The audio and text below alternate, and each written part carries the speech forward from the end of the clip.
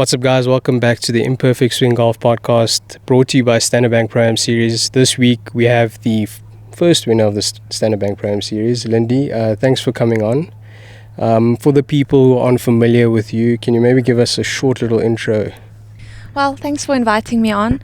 I'm Lindi Coetzee. I'm a professional golf player on the Sunshine Ladies Tour, and playing on the Standard Bank Pro Am Series as well. And before we get into your victory at Glendower, let's kind of dive deeper into Lindi, the golfer and the person. How did you fall in love with the game? We all have the initial golf bug story. When did you start out, and who kind of influenced you into picking up the game? Well, mine is actually very interesting because I started playing when I was 12 years old. Okay. So I'm not a kid prodigy. But I hated golf because my dad would always watch golf and I would hate it because it's boring. And then he just took me to the driving range one day and I started hitting, and he said I was good at it.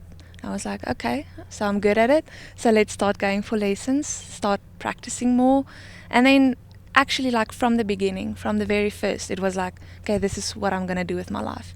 There was no question from the very start. And, before playing golf, what other sports did you play? Obviously golf is quite a technical hand-eye coordination game. Did you play any other sports that kind of helped that, Yeah, I did. I played netball. Okay. I played hockey. I played softball. That was basically it. So a lot of team sport. Yeah. And, transitioning from that into such an individual sport, when you were younger, I suppose having your pops that's heavily into golf did kind of help, and he could explain a few things. But for you, what was the biggest challenge going from team sports to such an individual sport? Well, I think in regards to team sports, you have to give some percentage of yourself and how you play the game to a coach or to your team. So there's a lot of, you have to be, you have to be compatible, you have to be, you have to restrict your own game plan. And with golf, it's just it's you on that course. There's no one else that could help you. You have to rely on yourself and what you practice, and so it's a lot on you. And I think it's nice. So with teams, you have to rely on your team and your coach, but in golf, it's just you, and that's what's nice about it. And initially joining, the golf sport, obviously, women's golf in South Africa isn't as big as it could be, and especially when you started playing back then, it was almost like very few women playing golf, to be honest.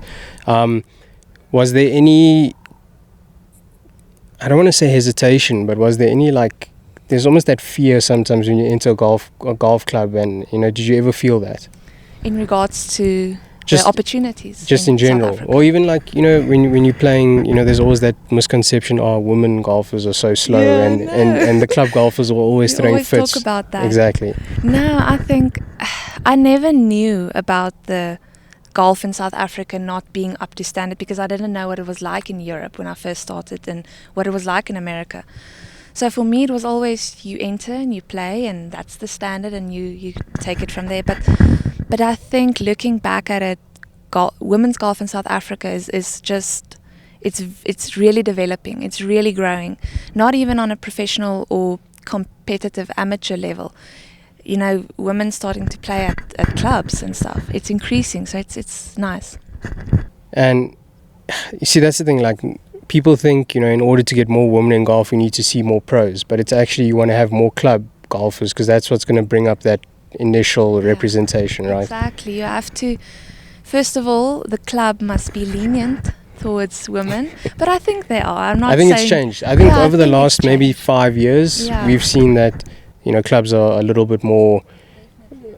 And not even the clubs itself, it's like the members of the clubs, because sometimes they can be a bit intimidating to... I think it's always the kind of thing where men go to the golf course to go with their buds and stuff. Yeah. Now I think it's a wife and a husband will do it together. Exactly. And that will get the kids involved, and that will get the friends involved. So I think it's it's growing in a country like South Africa. And you've played tons of amateur golf. It's fair to say, I think we have, Golf RSA. The amount of tournaments you guys get to play can only be helpful. Back when you were competing amateur-wise, what was your initial feeling, competing? How was that for you? Because I suppose there was a fair amount of girls out there. Yeah, and there was a fair amount of girls and a fair amount of tournaments. Yeah. So there was a lot of tournaments straight through here, some big ones, some small ones. There was the IPT, the provincial golf.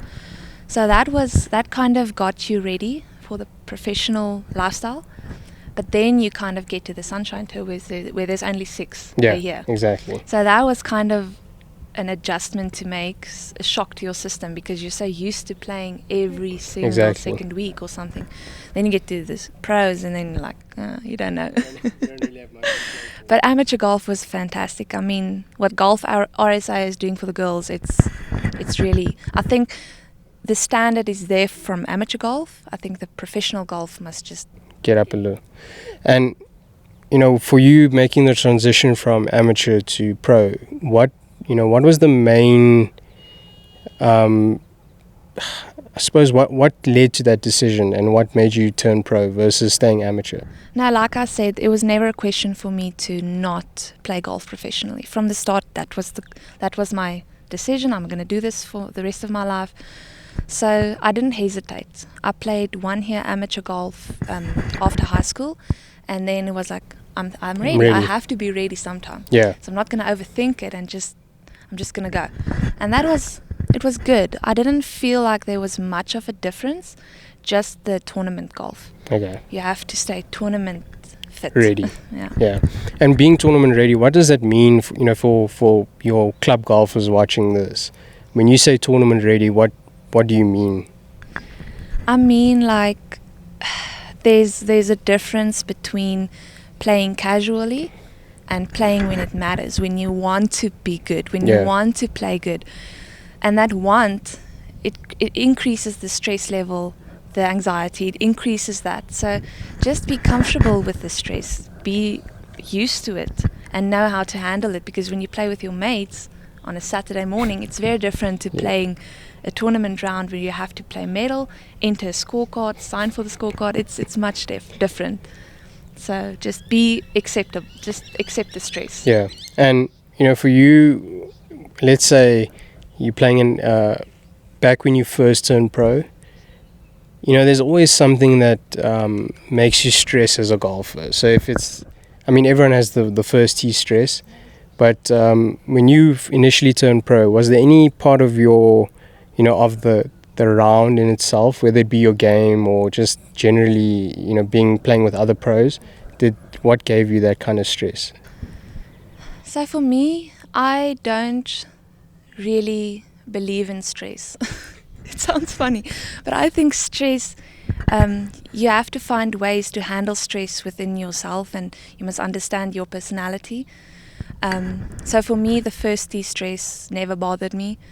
I always say my first tee shot is the best tee shot, and then it kind of goes uphill or downhill. I don't know. And then playing with other pros, I much prefer that. If I could play every round of golf I ever play with pros, it'd be great. I love amateurs, but different. But for me, it's just about, like I said, if you're ready, you're prepared, you worked on your golf swing, you practiced your short game, then there's no need to stress. So for me, it was always, am I ready? Am I going to do this? Am I going to play 3 good rounds in a row? So that was always my thing, stressed about, am I ready? Yeah. And, you mentioned putting together 3 rounds. That's the key to professional golf. I think that's the kind of the thing, like you can play on a Saturday morning and shoot 65 one day, and then the next day you shooting. It doesn't mean anything. Exactly. Yeah. So playing pro golf and I suppose that am I ready stress to put 3 good rounds together, what has been like a learning factor for you in order to get 3 rounds together? Because you'll play perfect the one round and shoot level par. Yes. You'll have a scrappy day the next day, but you'll have a better score. So, Exactly. what tips do you have for, young amateurs out there, or even some pros, just to kind of get it around, even when you don't have your good stuff? I think the one thing that my dad always taught me was you're just as good as your last shot, or you're just as good as your last round. So never think that the job's done. Yeah. The job is done when the tournament's over. So for me, it's like you have to be comfortable on the golf course. You have to find ways to be there for 4 days or 3 days or 2 days or however long the tournament is, for you to play consistent rounds. That doesn't necessarily mean you have to have a good swing that week. Yeah. You have to make this amount of putts. You have to hit this amount of fairways. It's just about finding the consistency, whatever that is, whether it's mental, whether it's swing. You have to be consistent. That's professional golf, or any good golf in that matter. And you mentioned being consistent.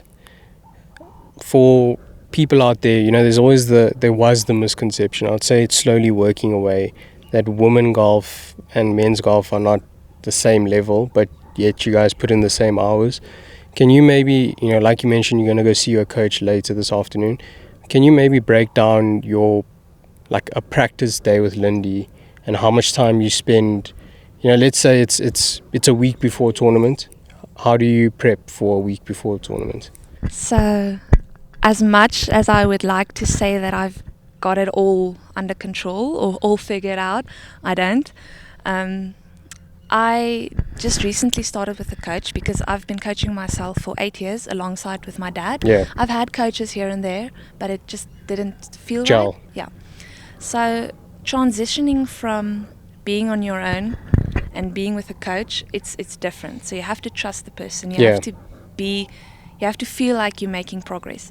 So I'm just starting on that route, working with a coach, not building a swing, but finding a swing that's consistent. Yeah. For tournament golf.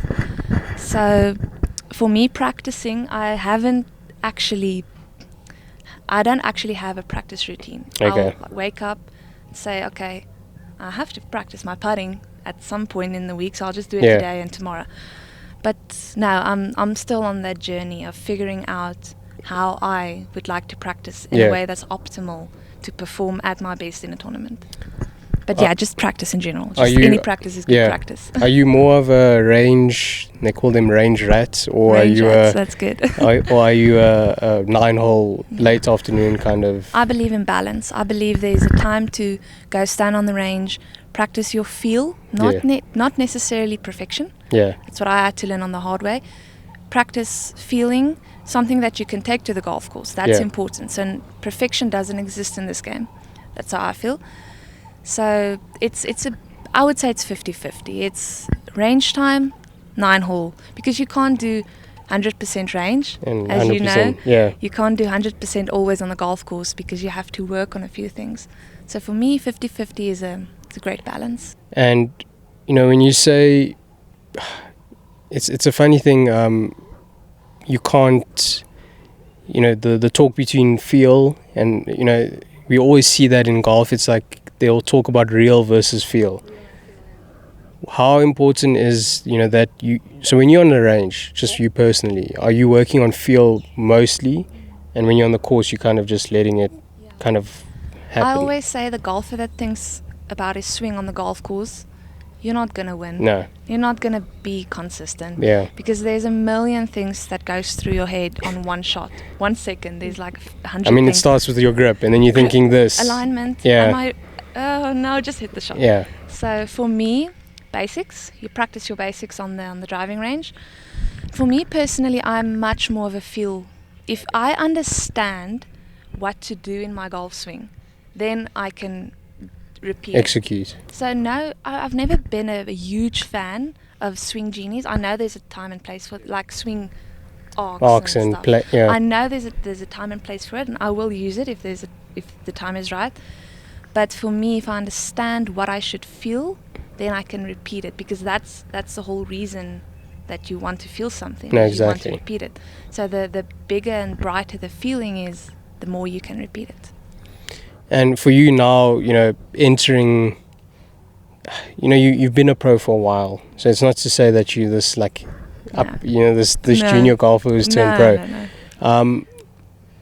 You mentioned joining a coach, and I suppose with golf it's all about trust, right? From your coach to even having a caddy yourself. Yeah. For you, I suppose in women's golf, this is an issue, is that firstly, like in the pro level, the money isn't good enough in most cases to have a caddy. Yeah. Which is why we see, like, sometimes on the LET even that girls are pulling trolleys and getting family members in. For you, you've obviously experienced it the hard way. You can't pull your trolley during a tournament. Don't ever do that. How is that? How did you learn that lesson? I think if it works for you, do it. Whatever floats your boat. Yeah. But for me, it's mental. It's physical. When you push your trolley, and you're not working out every day in the gym, it takes a toll on you. Yeah. You're pushing weight, you're pulling weight. You're not used to that. So first of all, and then you still got to do the playing bit and think golf and club, yeah. So physically, mentally, it's not good. I think on amateur level, it's fine because then you get that taste of it's hard. You have to push through it. But when you're pro, there's a lot going against you when you're professional. Why make that extra? Well, you're playing for a living as well. I mean, why not make it easy on yourself? Exactly. Get help. Get someone that can help you. Or not even say anything. Just carry the bag. And your mom's been on your bag a few times. How has that been for her to see that transition? Oh wow, yeah. Your family is going through the ups and downs. So for her to kind of, we talked about that. For her to kind of see my bad days on the golf course and the good days, that's great. I think for her it's also a learning curve for her to see what works for me, what she must do better, what I can do better. So she has a standard for me now. How can I say? And I'm sure there must have been a few difficult days. Always, and there will always be. And how is that, like, in a way, has that also just strengthened your relationship with your mom? Because it's a different, when you're a golfer, you're a different person on a golf course. Definitely. I think you can agree with me that a golfer is a funny species. We can be one person in life, and then on the golf course we can be sometimes a monster or just be totally, But I think she learned a lot about, my, how can I say, the struggles that I have within myself. Because you won't talk to someone when you're not on the golf course, and you won't open up. Yeah. But she really, she got an understanding for professional golf, and I think she got to see another side of me, which is not always, preferable. Like, you don't want your mother to see you losing control of yourself sometimes, but it happens, and you get through it, and you get stronger, as you say. And with you having your mom on your bag, you had on the bag for the win at Lindawa. How was that to, the ups and downs, and to finally get that victory with your mom on the bag? How was that? It's the same. I think she always tells me that whether you lose or win, you're the same person. She actually told me after the win, I'm sorry that I'm not, more excited about it for you, because you're still the same person. Yeah. I love you whether you win or lose. It's the same. So for her, it's nice, obviously, but for me, it's like, I told her from the beginning, you're not my mom on the bag. Yeah. You're not my mother. You're my caddy. This is work. We have to keep this professional. No lovey-dovey. No lovey-dovey. You're my caddy? Cool. Okay. And for you, how was that? It's great. To have her alongside you. Yeah, it's great. They are the only people that stayed with me. Yeah. That, those corny stuff of, I believe in you, we'll get through this, we'll build something together. And just being there, it just means like we as a team have succeeded. It's not just me. They work just as hard. They give up a lot of things, just as me. So it's a team thing, and that's what's really nice. To win on that course, I think you finished on 5 under. How, you mentioned you're trying to, build this new kind of Lindi golfer, system. Definitely, yeah.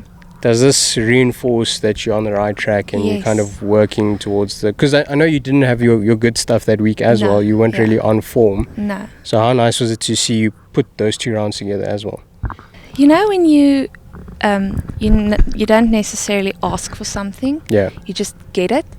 That was the deal for me that week. I actually it went through my mind to not actually play. That's how bad I felt before that tournament. Ball striking wise, I didn't know what the ball was going to do when I hit it. So it's not nice going to play a tournament. So I was really at a low. And then I told my mom on the bag, I think on the 5th hole, the first day, I told her I'm trying everything. Every swing thought that I did in the past, nothing's working. I don't know what to do. So, and then I told her, listen, the game plan now is just to forget about my swing, accept it. Like, say before I hit the golf shot, I'm going to be like, okay, cool. I'm going to miss it right or left. I'm happy with it. Yeah. I can up and down from either side. And then what's funny is sometimes I'll chip it in. Yeah. I think I had 3 chip-ins that week. And one from the bunker, and that was all for birdie, because the shots. And that's kind of like stealing shots around Glendower, to be honest. And you don't plan for it. Yeah. You don't stand there and be like, I'm going to hit this in. I'm going to sink it. Yeah. It happens because you're not too focused on the result. Your expectation's not there. So that's what's really nice about that week, and I kind of understand golf in another light now, because sometimes you can do whatever you want on the golf course and nothing's working. You can exactly. You can hit pure strikes on every tee shot or every iron shot, and you'll still play like 2 over par or level par. And then you get those days where everything just works for you. So I think golf, you just have to not plan ahead, just see what happens. Do your work and just see what happens. And I mean, the first round, as you went through the front 9, but as soon as you hit the back 9, you kind of caught fire. You had, I think, what was it, 4 birdies in a row, 5? 4 birdies and an eagle. And an eagle. Yeah. So, in that moment, there's all this, when you talk to mental coaches, they'll tell you, you can't have high highs and you can't have low lows. So even when you're on a birdie streak, you can't get too excited because you still have to focus on. So for you, in that moment, what was your thinking? Did you kind of stay very present? Well, let me tell you, if I had my I'll call it the old mindset. Yeah. I would get so excited after 2 birdies. I would be like, I've got this, I'm on a high. But because I had this, I would call it a mental game plan. Yeah. I was steady. I was calm. I wasn't even realizing that I played 6 under in what, 5 holes. 5 holes. I didn't realize it. I was like, okay. After the round, I realized, wow, I'm 4 under. Yeah. And those mental coaches always tell you to don't count, don't realize what you're doing. Exactly. It's harder than it looks. Yeah. But in that moment, because I had like a mental game plan to just accept anything, because I was like, okay, I have a birdie, I might get a double bogey now. Yeah. I don't know. I just have to hit my next shot and see what happens. So, yeah, that was nice. I didn't realize it. I think to go on that stretch is, especially on the back 9 at Glendower, I think it allows for it. But if you're just a little off, you're in big trouble around there. What part of your game, even though you weren't swinging it well, when you went on that streak, what was working? Was it the short game that just Driver and short game. Driver and short game. I think you have to analyze the course sometimes and say, like, a course like Glendower. Yeah. Sometimes if you hit a bad drive, there's no way you make par. You're fighting. Yeah, you're struggling. So the first day, my driver and my short game, not even just my putting or chipping, short game as a general from 50 meters in, that was perfect. So I felt like I could get away with bad irons, because that's what I was struggling with at that time is my irons. So just hitting the drive, getting the ball after the iron shot, that was my main goal, just to find my ball. And then just let my short game finish the hole, and that it worked quite well on a course like Glendower. You want to say you don't believe in stress, but when you have someone like Tandy that's kind of, kind of giving you a run for your money. You know, she's played on the LET for years and years and years. She's, you know, a seasoned veteran. Oh, yeah. She's probably one of the more consistent players. She's, I think, a legend in South African women's golf at this point, yeah. And how was it to, you know, be fighting alongside her, but also to finally get the win? Yeah. Was that also just quite big for you as well? That was when it's actually a funny story because I started with a double drop. Yeah. Ivana, I think, started with a birdie and Tandy with a par. So immediately I felt like I was on the back foot. Yeah. So there my stress actually just went down because I was like, oh no, what now? Now I'm going to have to just hit the ball and see what happens. Yeah. So for that whole round, that was my mental game plan. I felt the whole round, I actually felt on the back foot. No matter if I make a birdie, I still felt, okay, it's not... I'm still fighting. Done. No, it's not done. So when we got on 17 and 18, that is the first time that I felt I needed to look at the leaderboard because I have to know, should I fight a little bit hard? And that was when I realized you should always fight. You should always want to sink the putt, not just to win or something. So then on the 18th green, I told my mom, just count the scorecard. I just want to know what's at stake here. So I had a birdie putt, missed it short, Tandy up and down for par. And I was like, okay, did we half or did I win? What's happening? Did you win? And as she said, I win. So I was like, okay, cool. And again, you can't plan to have that mindset. It just happened. And I don't want to get used to it because I know that it won't happen again. Because it is stressful when you know you have Tandy on you, just chasing you down. So just that week I didn't felt that stress, but I know that it's gonna happen. You're gonna look at the other golfer and what they're doing. So, but yeah, Tandy, I mean, having her chase you down, it's not stressful. It's an honor, to be honest. Well, I mean, it's fair to say, like, watching her play, you can see she's been doing it for years and years, and also the level she does it. It's like. Often she'll react badly to a shot, and meanwhile she's still putting birdie, and I'm like, Tans, it's not that bad, but you know, obviously at that level she's got so much expectation as well. But I mean, I think she also does a lot for women's golf just in general. She's a great role model. I mean, from the start of her career until now, there's been no bumps for her in that journey because she's been so consistent. So she's just a pure human being overall. So now I think she's a great South African, what do you call it, ambassador for golf. Yeah. So, and I guess that's kind of what the Standard Bank Pro-Am series is about. It's kind of like you uniting women's golf, but it's not in that cutthroat manner in a way. It's kind of like we all are part of this journey trying to better women's golf, and I think that's what, you know, the Standard Bank Pro-Am series has done. Someone said to me that the Standard Bank Pro-Am, or they said that the Sunshine Tour and the Standard Bank, it's a great thing for women's golf, and I kind of felt like you should not compare the Standard Bank Pro-Am series with the Sunshine Ladies Tour. It's not comparable. It's the Sunshine Ladies Tour and the Standard Bank Pro-Am series. It's not the same, and we shouldn't treat it the same. The Standard Bank Pro-Am series is, I think, will develop in such a huge in a manner for South African women's golf. Not even just the pros, but ladies in general. I think we will see much more ladies playing in the Pro-Ams than men. Yeah. Because it's just women and we understand each other. So I think it's exciting. And for you, obviously, I mean, the money they've put in is substantial. You know, playing for 600,000 Rand every event.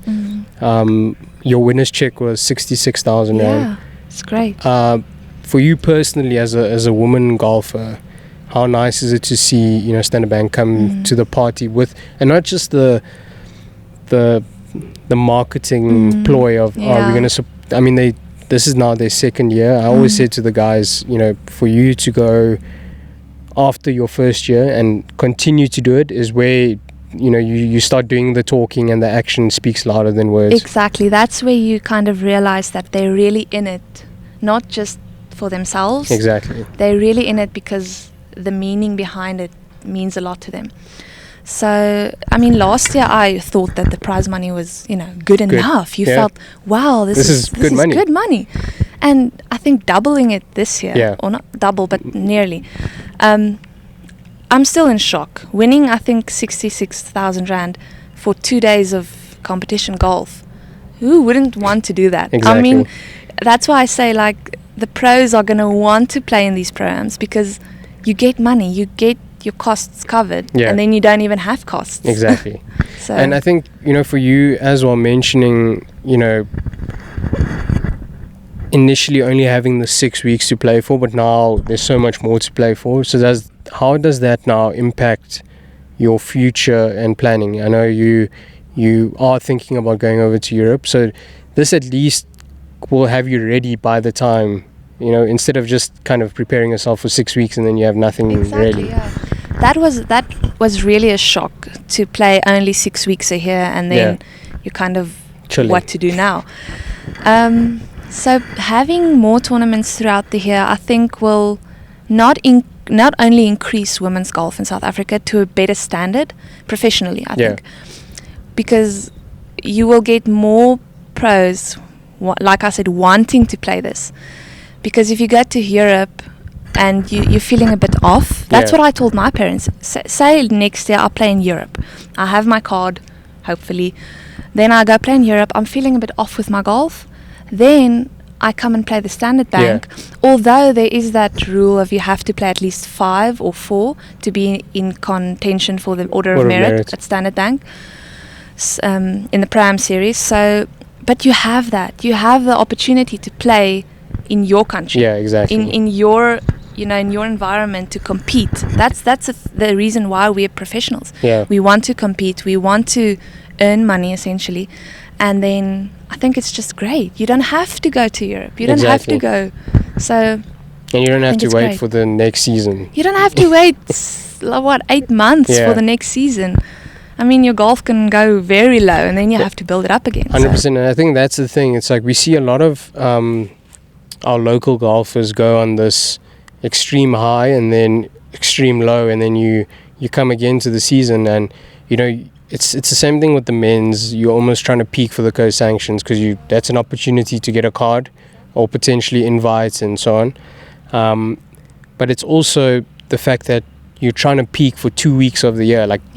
That's insane. It's so hard because I don't want it to sound like excuses, never. But sometimes you get to the SLT tour, the Sunshine Ladies Tour, and then you're like, oh, my clubs aren't good. Yeah. Because there's a difference, again, playing casually with your mates and then actually competing for a scorecard, signing a scorecard at the end of the round. So you find that your fitness is not at that level. I've heard a couple of girls say like they get to the season and then they would get sick because it's a shock to the system to travel, to play golf. Yeah, because it normally happens within 6 weeks. 6 weeks. I mean, you have to travel between different provinces sometimes, and then play 4 rounds of golf. Different conditions. Heats. I mean, you're playing Sun City, you're playing Cape Town, you're playing Joburg, George. Dimension Data. Yeah. So, no, it's still, we have to be thankful for that because it's something. Exactly. And if you look at the Sunshine Tour as another thing, it's developing. Yeah. I mean, we had 2 co-sanctioned tournaments this year with the LET, so it's still great. Just for South African golf, it's not enough. Yeah, exactly. It's something. It's a lot. We're not, not thankful, but it's difficult. And I suppose having 7 Standard Bank Pro-Am Series events over the next, 6 now, over the next 6 months, I suppose it has to change the way you look at your game now, because now you have to be ready. There's no chilling and waiting for next year March. Like, you have to be ready now. Yes, and for me personally, I have time to make sure my game is ready. In check, yeah. So you get your game, you play a tournament, and then you see, okay, my driver is off. Then you maybe go for driver fitting, figure that out. Then you actually, after like 3 weeks or 4 weeks preparing, you're automatically at a peak for the next tournament. So it's not like this, and it's not 6 months. Yeah. So it's a very great balance of distribution throughout the year. And going forward, what's your, you mentioned in your winning interview that this kind of sets the expectations, but in a good way. Like, you want to feel that kind of pressure of wanting to perform. So for you going forward now, it's almost like that realization you had that you want to be fighting every. Yes. Is that now? Be. It's like I say, I don't want to be. What do you call it? Like overconfident and say, I'm going to win every Standard Bank. For me, it's I want to be in contention, just to give myself a chance of consistency in being in contention every tournament. Exactly. So yeah, you want to win everything, but you're not necessarily going to win everything. But for me, it's important because I know it's my potential to be in contention. So I want to be on level with my potential and be in contention for every tournament. And speaking on Tandy being a great ambassador, just going back to that, for you growing up playing golf as a South African woman, who did you look up to? Because I mean, back when we were growing up, there wasn't really much coverage on women's golf. So who were those role models for you in the golfing space? And be it man or woman, like who kind of inspired you? South African or? Let's say South African. Yeah, okay, let's say both. A bit of international and a bit of South African. Okay, South African, I would have to say Tandy. I mean, not just because I've played with her now, but because when I was an amateur, I think I was 14 or 15, she actually come and played at the course that we lived on at that point. Okay. And I played a round of golf with her, and I was in shock with just the person she is in whole, the golfer, the personality, because she has such a bubbly, bubbly, outgoing. Yeah, she's. So I have to say Tandy and Leanne Pace. I mean, who other? Yeah. She's done. What do you call it? The GOAT of South African women's golf. So. Yeah. She makes it look easy, eh? She does. Too easy. She's not actually good for the game because she creates that expectation that it's easy. And I mean, when you play with a Tandy and a Leanne Pace, what do you pick up? You've played well on the Sunshine Ladies Tour. You've had your second finishes, and how often are you learning from, you don't want to be consumed by your playing competitor, but when you're playing with the Leanne Pace, who's one on the LPGA, who's one on the LET, there's obviously opportunities to learn. And I think that's the beauty of golf is, they are your competitors. You want to beat them every time, but there's a sense of respect to say that this is what they do better than me. I can learn from them in this and this and this. So with Leanne Pace, it's just if the day that I can get her composure on the golf course is the day that I will say I made it. Not even by winning a tournament, just her composure is really something to admire and to look at. And Tandy, I mean, just she's a very relatable golfer because she's hard on herself, but she's also realistic. If you play with her, you'll hear that she sometimes says, if she hit a bad shot, she's like, okay, I'll do better the next time. Yeah. Okay, fine, I'll take that.